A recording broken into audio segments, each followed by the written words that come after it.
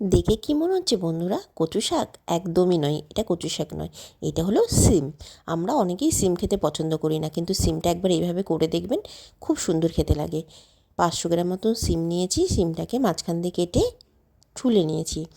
এবার জল গরম করে তার মধ্যে 1 চামচ নুন দিয়ে সিমগুলোকে সেদ্ধ হতে দেবো।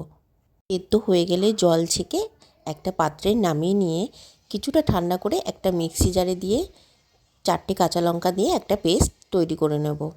2টো মাঝারি সাইজের পেঁয়াজ কুচিয়ে নেব, আর 8 থেকে 10 কোয়া রসুন কুচিয়ে নেব। এবার একটা কড়াই বসিয়ে কড়াইতে 3 থেকে 4 চামচ মতন তেল গরম করে নেব। তেল গরম হয়ে গেলে 2টো শুকনো লঙ্কা আর কালো জিরে ফোড়ন দিয়ে পেঁয়াজ আর রসুনটা একটু ভাজা ভাজা করে নেব।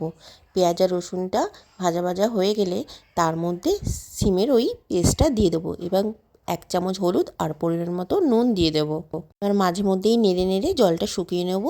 যখন একদম শুকনো হয়ে যাবে তখন ধনেপাতা কুচি আর সামান্য চিনি দিয়েই নিয়ে নিলেই তৈরি হয়ে যাবে একটা সুস্বাদু সিম ভর্তা। রান্নাটা ভালো লাগলে আমার চ্যানেলটাকে ফলো করে দেবেন, লাইক করে দেবেন।